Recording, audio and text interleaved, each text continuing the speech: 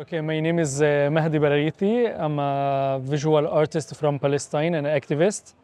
I'm here to present my film. We're gonna show here together and talk about it tomorrow and have a discussion about my work and queer art and how to make art in Palestine during this time. I'm Davide Oberto. I'm strawberry seller in Berlin. It happens that a guy on the other side of the camera asked me to try to do some programs about the boundaries between queer and Palestine.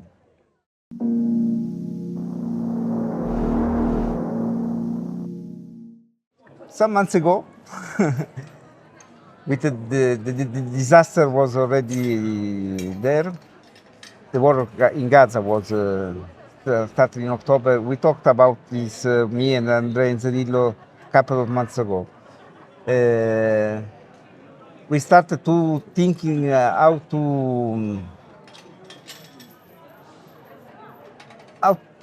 what we could do in this period, in this moment, as Sicilia Queer, to open some windows, to give you some information, trying to do a maps like ETEROTOPIE, the name of the section suggests at the end. We just saw a film of Elia Suleiman, which is in some way queer in terms of cinematic language, but it's not really, it's a beautiful film, by the way.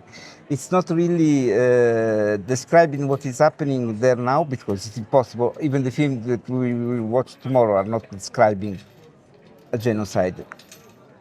They're creating a map on what is cinema in Palestine, what kinds of forms of cinema are using now, what kind of queer forms of cinema are using now. For me, it's still a discovery, because I knew some of the director we will meet tomorrow with his films. We will meet Mahdi and his short films. Film.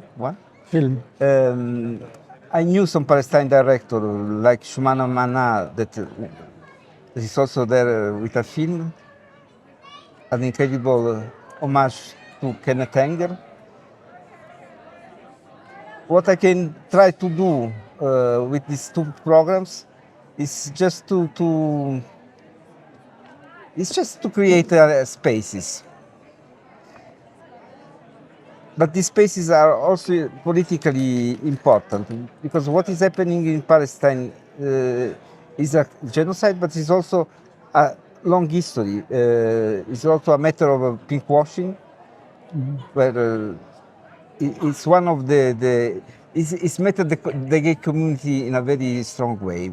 If we are queer, we cannot accept pinkwashing, because pinkwashing is an exploitation of a gender identity to do something else, to do an occupation. In this sense, banally, if you are queer, you cannot escaping the Palestinian question. As you said, it's a very difficult time for Palestinians. Being queer doesn't separate than being Palestinian. I think it's very important to show Palestinian films, to talk about Palestine, to talk about queers, especially during this time. Somehow to show the solidarity with the Palestinians and the queers as well, but it also to raise this question of using human rights to justify genocide, to justify killing of the Palestinian, actually using the human rights and queer issues to hide the crimes, as you said, the pinkwashing. I think for me it's very important to always raise the questions. It always raise the names the queers, the Palestinians in those places, in those venues. Yes.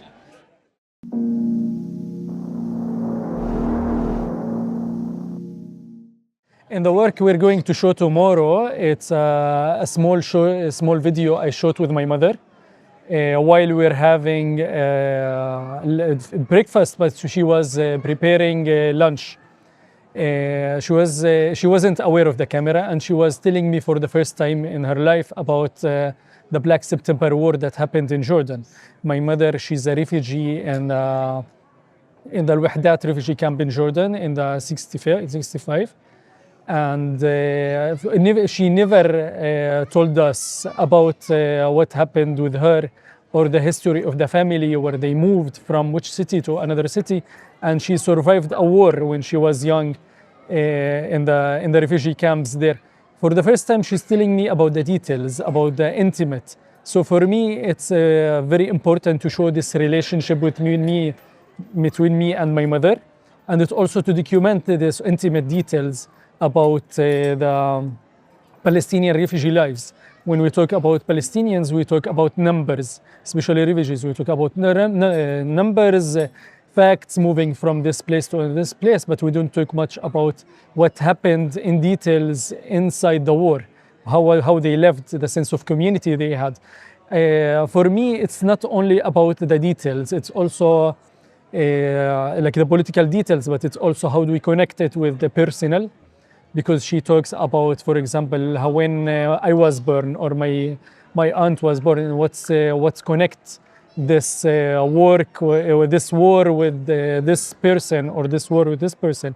But it's also, I try always to break the norms in my work. I do visual art. I use different materials. One of it is video, but I wanna break the norms of being a Palestinian man making art.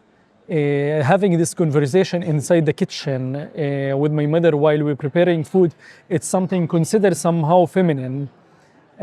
Also, it's not common as a material to use in a Palestinian art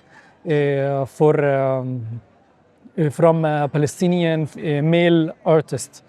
So I always try to question those ideas of masculinity, femininity, normality, and gender rules. This is the video we're going to show tomorrow. Yes, about it.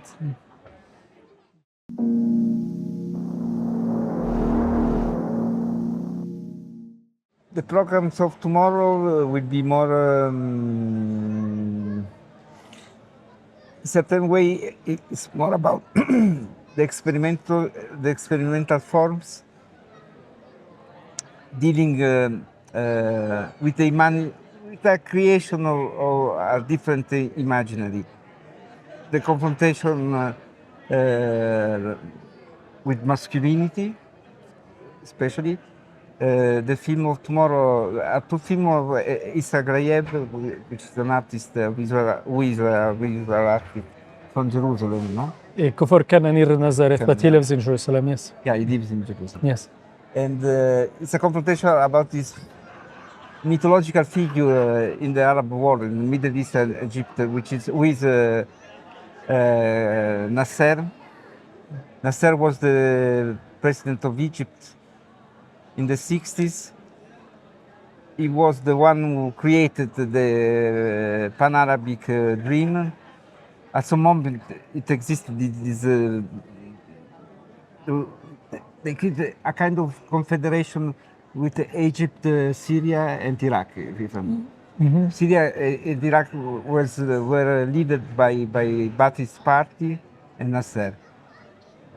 The Pan-Arabic dream collapsed after the War of 6 Days in 67. Mm-hmm.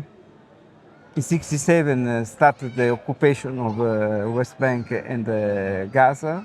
Mm-hmm. It is still there until now. And the two films are really a confrontation with this very strong male figure, what the mm-hmm. president of one of the biggest states of the region, the most important state of the region, was creating a dream, was creating political ideas. I mean, it was also a body. The first film is fantastic because you have just an editing of scenes taken by Egyptian films, most of them. You saw the direction of people when Nasser lost the war of 6 days and resigned. And it's the second film. You just saw one photograph of the speech Nasser gave to the Arabic world after the end of the war. There is body, there is languages, there is masculinities, there is a fascination for this masculinity, but critical. I mean, it's a complex discourse to do about this. The last film is Shumana Mana.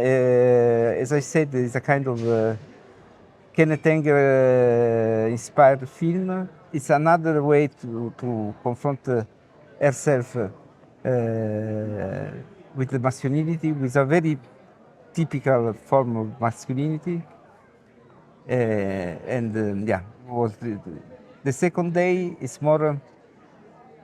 It's more composed. It's different films talking about, but most of the films are a confrontation on how to create his own identity.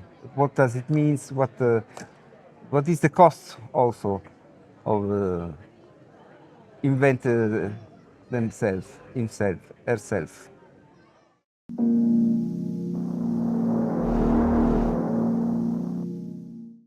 Yes, some people had hope. We had we call it the third intifada with the Sheikh Jarrah thing happened, and we had hope. It was the first time we feel actually at the edge of being free.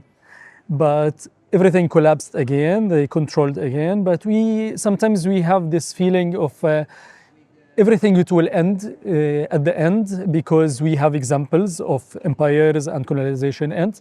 But also at the same time, it's like continuous. It's 75 years and it's becoming worse and worse. You see with the politics happening in the US that actually they're adding bad politics to our region. So we had this and we had this. During this time, with the genocide in Gaza, at the start, we lost hope. I left Palestine in January. I moved now to, not moved, now I'm in an artist residency in Switzerland and came from there. And I lived the war. When it started, I was there. When it started everything in Gaza, it was October and November and all the time in Palestine. So I felt everything, I lived everything. We had the emotions. We walked in the streets like zombies. We couldn't think, we couldn't live, we couldn't deal with anything, and everything is collapsing. At that time, we had no hope. But I think with time, actually, it's becoming worse in Gaza, but there is awakeness happening in the world. Everyone now understands what's happening in Palestine. Before we had to scream, we had to shout for people to just listen to us. We used to hear, we don't talk about politics, we try not to take side and stuff. But people now actually understanding what occupation means, understanding what colonization means, and this is very good. But at the same time, this came from an expense of 45,000 Palestinians killed, and there is much more missing, and they're still happening, the genocide. So hope, I think it will end. The genocide, of course it will end, and we will be freed, hopefully.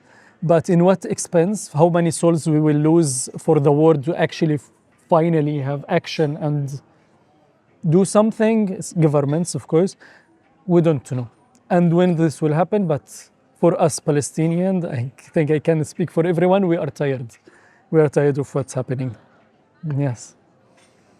I was telling to Mahdi before that 2 days ago in Berlin, I was assisting to a screening organized by a film director, Marta Popivola, and by a philosopher. Marta is from Belgrade. The philosopher is a young philosopher from Slovenia. The idea was to connect the genocide to happen in the Balkans during the Yugoslavian wars with the one of Gaza. But it was that's true what Mahdi is saying, that now the world knows. Just the Western world is not taking.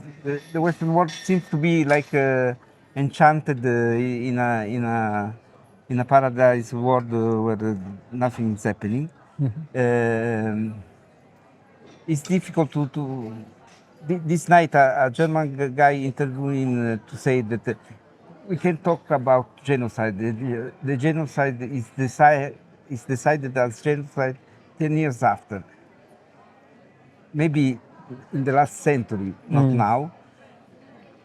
What is scared me is that the Israeli society is compact at the 90% with this kind of prime minister they have, and that scares me because there will be an after genocide, of course.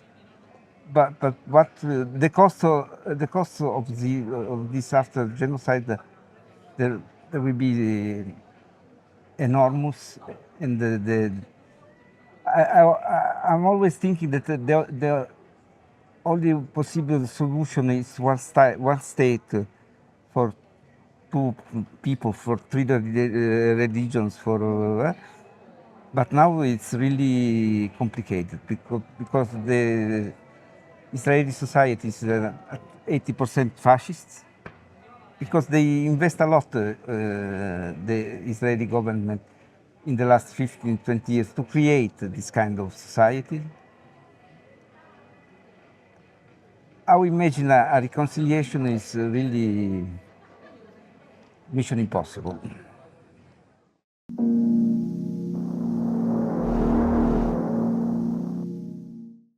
Gazans and the Palestinians, we believe it's the most educated people on the planet Earth.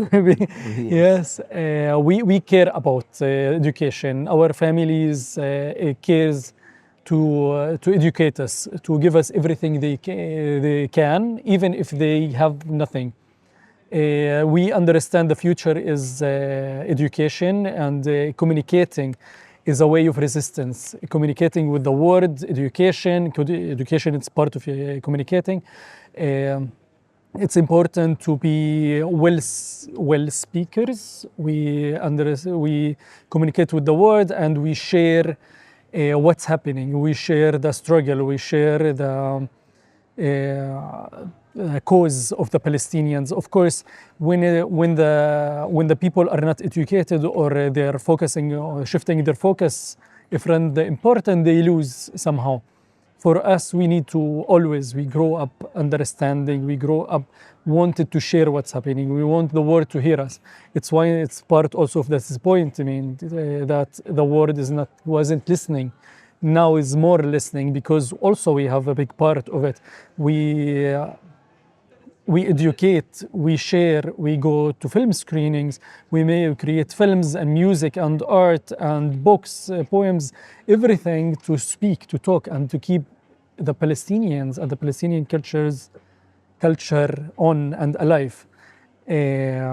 About the universities in Gaza, yes, as you said, it's 16 universities for 2.5 million, because of the importance of education.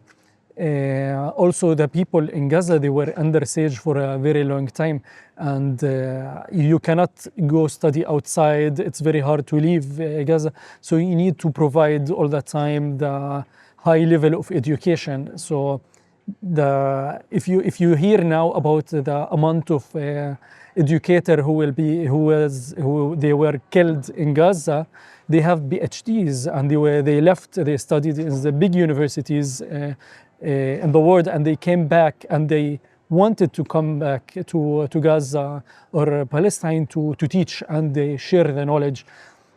but it's also one of the tools of the colonization is to dehumanize. So if you say there is no universities from the first place, this is one of the lies they see using, you remove the humanization from the human aspect of the people. You say there is no Christians, for example. One of the arguments they're saying that there is no queers in Palestine, which is false, and everyone knows that it's false. But it's one, I think it's one of the techniques, and it wasn't only used by the Israeli colonization and the occupation, it's been used in many examples around the world, saying the land is empty, saying no queers, saying they will throw you from a high building, which has never happened in Palestine, and or saying they're bad with women, or they extremists. I think it's one of the cards they're playing. It's not about also only queers or universities, but it's also they're using religion, using women rights, using the greenwash also. It's many layered, I think, yeah.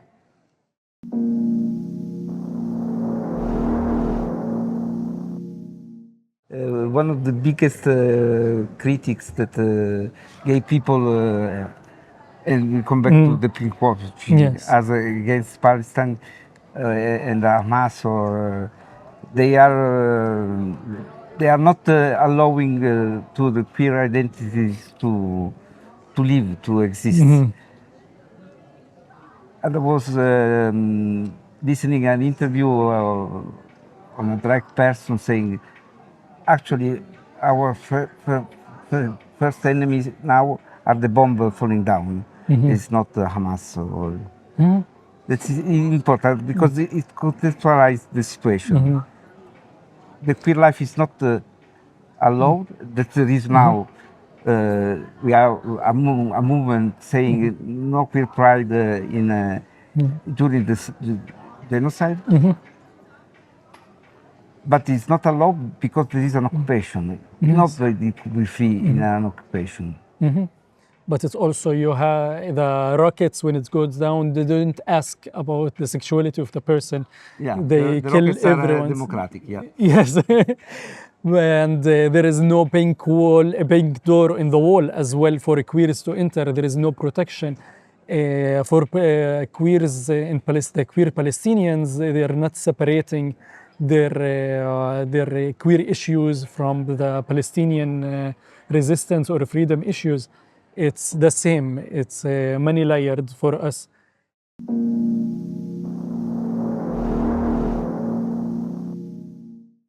Talking about Kamal Aljafari, every film is constantly a tentative of full an absence of images, absence of histories, absence of moving images. The last, after the occupation, after the 48, one of the constant duty of Israeli army was to detect every images, every history, because without images you don't have history. Without archives you don't have the possibility to tell a history. And this last film of Kamal Aljafari is called FIDAI FILM. It's a kind of also a thriller movie, because it was about when they destroyed the big archive in Beirut in '82, just before the big attack. So in Sabra Shatila, the Palestine camp, Palestine refugees camp in Beirut. There is some images of this destruction. You saw in this archive they tried to collect documents, photography, films, to create a memory of Palestine. And they bombed the archive, and you saw there were come si dice fogli, paper everywhere, photography everywhere, burning. It's very touching, this kind of images. the film of Kamal. I said to Kamal Aljafari that the film is the most punk film of Kamal. I think it's a very free film with a very simple. I will not tell you the film, but with a simple effect, which is the use of red colors. He is able to narrate another history. It's very nice. I was very touched. And was very touched to saw this film in Berlin. We were in a small theater. I discovered that a couple of theaters that could have screened the film, they refused to screen the film because in Germany now the situation is really bad still. It's a bit better, but it's a bit better with the people because the Germans are. But it's time to party, if you like, maybe. No, I was the director of Al Film, the Arab Film Festival in Berlin. Did a short but very strong speech. The Arab Film Festival was just finished 2 weeks ago. Mm-hmm. It was a nice festival with a lot of people, but they don't receive any more public money because it's an Arab Film Festival. I mean, the situation is really, and also for Kamal, it was difficult to show this film in Germany. We have a lot of work to do.